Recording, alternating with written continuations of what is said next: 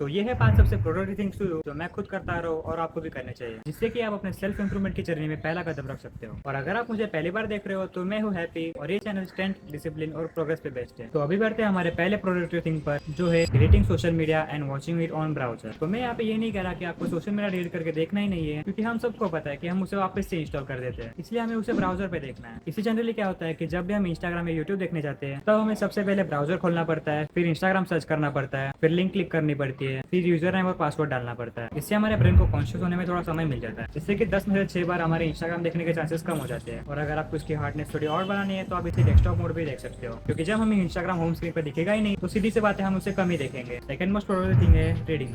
नहीं, स्कूल वाले नहीं, एक्चुअल बुक्स, क्योंकि मुझे भी पता है कि हमारे पास टाइम नहीं रहता पढ़ने के लिए, या फिर हम सब में उतना जिगरा नहीं होता कि हम अपने माँ बाप से कह सके कि मुझे भी एक बुक खरीदनी है। इसलिए मैंने ChatGPT का प्रॉम्प्ट बनाया जिससे कि आप अपने प्रॉब्लम्स को लेकर एक पूरी बुक बना सकते हो, जिससे कि ChatGPT आपके हर एक प्रॉब्लम को चैप्टर बना के पार्ट बाय पार्ट सिखाएगा और लास्ट में आपको उस प्रॉब्लम के रिलेटेड टास्क भी देगा, जो कि हम नेक्स्ट टॉपिक में कवर करने वाले हैं। और अगर आपको प्रॉब्लम्स के रिलेटेड कोई आइडिया नहीं है तो ये वाला प्रॉम्प्ट यूज कर लो, और अगर इंग्लिश नहीं आती तो लास्ट में इंग्लिश या फिर हिंदी भी लिख सकते हो। और अगर आपको फिजिकल बुक्स लेनी है तो आप इनमें से ले सकते हो। ये सारी बुक्स बिगिनर फ्रेंडली है, और बिगिनर फ्रेंडली इसलिए बोल रहा हूँ क्योंकि ये बुक्स छोटे और सिंपल है, लाइकली 200 पेजेस के। मतलब अगर आप दिन के 5 पेजेस भी पढ़ते हो तो आप इसे 1 महीने में कंप्लीट कर सकते हो, क्योंकि मैंने मेरे बिगिनिंग में ये 700 पेज की बुक ली थी, जो कि कुछ समझने में बहुत हार्ड है, और इसे कंप्लीट करने में मिनिमम 4-5 महीने तो लगे जाते हैं। और ट्रस्ट में एक बुक आपको 10 साल के सिलेबस से ज्यादा कुछ सिखाती है। अभी हमारा नेक्स्ट टॉपिक है अप्लाइंग व्हाट यू लर्न। इसका मतलब आज आपने जो कुछ भी सीखा है उसका 1% प्रैक्टिकली आपको करना है, जैसे कोई बुक में से पढ़ा हुआ या फिर कोई यूट्यूब वीडियो से, या फिर आप मेरे वीडियोस भी देख सकते हो। इससे आप उस टॉपिक के बारे में ज्यादा अवेयर रहते हो और उस टॉपिक को आप फ्यूचर में भी यूज कर सकते हो। नेक्स्ट टॉपिक है डूइंग स्किल वर्क। तो ये स्किल कौन सी भी हो सकती है, लाइक मेरे लिए वीडियो एडिटिंग एक स्किल है और उसे मैं हर रोज इंप्रूव करने की कोशिश करता हूँ। वैसे आपको भी आपके स्किल को दिन के 45 मिनट्स देने हैं, और अगर आपको स्किल का भी कोई आइडिया नहीं है तो आप इन 4 मोस्ट डिमांडिंग स्किल में से कोई एक चूज कर सकते हो,